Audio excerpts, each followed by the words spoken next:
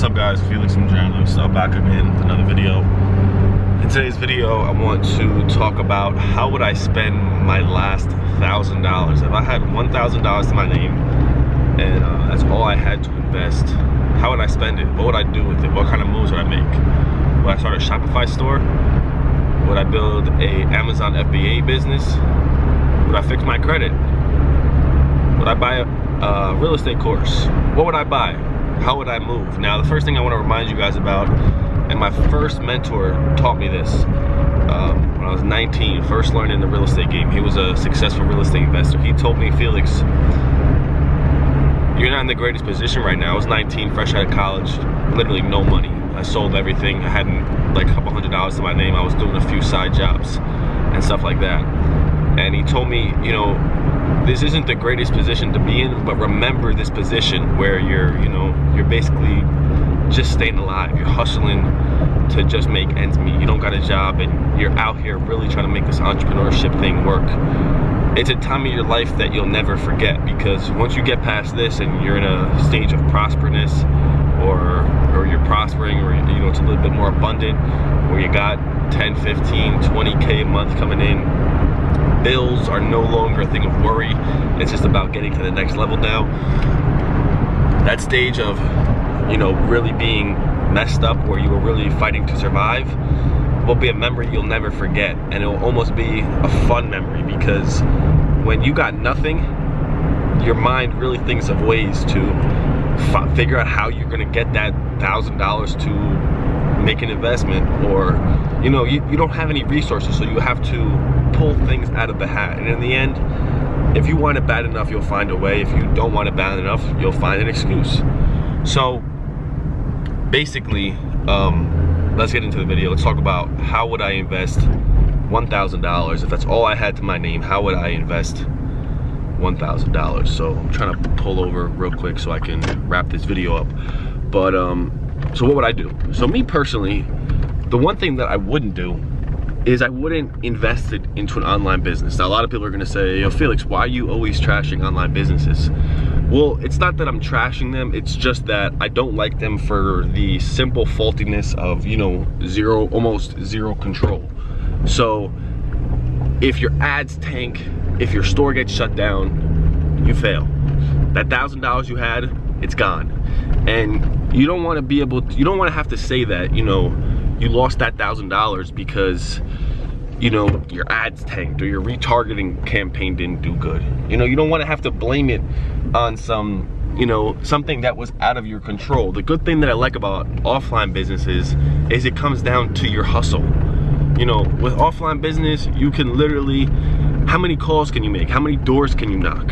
You know, it comes down to, I'm gonna put the money in my hands, and if I fail, it's my fault. Not, I'm gonna put the money in these Facebook ads, and if I fail, then I fail, because there's really no control. Now, I'm not saying that people aren't out there making millions from Facebook ads or making millions from Amazon FBA business. I'm sure they are, but you know, there's just too many I'm trying to maneuver while I make this video. There's just too many faulty things about the business model that I simply don't like. So me personally, I wouldn't put my money, my last $1,000, into an online business. There's just too many things that could potentially go wrong. What I personally would do if I had $1,000 to my name, what I would do, now if you got more than 1,000, if you even want to do it with your last $1,000, go for it. Me personally, like I said, I wouldn't do it. What I would do is I would, one, try and see how my credit is looking, because you have to think about credit as, you know, leverage. And you have to think about debt as good debt and bad debt. If you're going out to the Gucci store, Louis Vuitton, Fendi, and you're buying clothes and buying boots for $1,000, $2,000, that's bad debt. If you build up your credit, you leverage your credit to be able to get credit cards to invest into your business that will give you a income producing asset, you can then take that money from that income producing asset and pay off your credit card. So why risk all your money? You risk your $1,000 and use that to be able to get more leverage. Go get $15,000 on an Amex card. Go get $12,000 on a Chase card. Go get $5,000 on a Bank of America card. Use that leverage to build a business, and then use that business to pay off the debt. So many people are scared of debt. Why? I don't understand people are scared of debt. There's a difference between good debt and bad debt. If you're using it to build your business, it's an investment. So that's the first thing I would do. I would look at where my credit is at. And then, you know, if you know the business of flipping medical commodities, obviously I would take out 200 and do some marketing for that and build that business. But if you don't know how that business model works, then, you know, I don't want to have you try and figure out the business through trial and tribulation. What I would do is go out there and just try and build some sort of offline business, a cleaning business, a window washing business, maybe even a real estate business. Me personally, I like offline businesses, man, because it comes down to you, not to the algorithm in the ads. And, you know, who knows if $1,000 can make those ads pop. I'm not saying it can't. I'm not saying that, you know, online businesses are a total flop. But, you know, there's been times, and when I even did Shopify and I was doing e-commerce with my business partner who, you know, she still has a store, she makes some money with it, but there's just too many faulty things with it that I don't like. And, you know, there's really no control. Some days the ads are up, some days the ads are down, some days the ads are left, some days the ads are right. So it's like, which direction are we going in? So that's one thing that I really don't care for. So like I said, the number one thing I would do, I would look where my credit is at. Does something need to be knocked off my credit? Do I have collection? Do I have you know, charged off accounts? What do I have to fix my credit? Take that money and be able to, you know, go through a credit funding program and maybe, you know, get funded 20, 30,000. The second thing I'd do is I would try and find an offline business model. You can clean barbershops. Think about it like this. If you clean 50 barbershops a month and you charge each barbershop $50, I'm not great at math, but I think that's $2,500 for the month. And you could just do some simple cleaning every Friday or something like that. You could do window washing.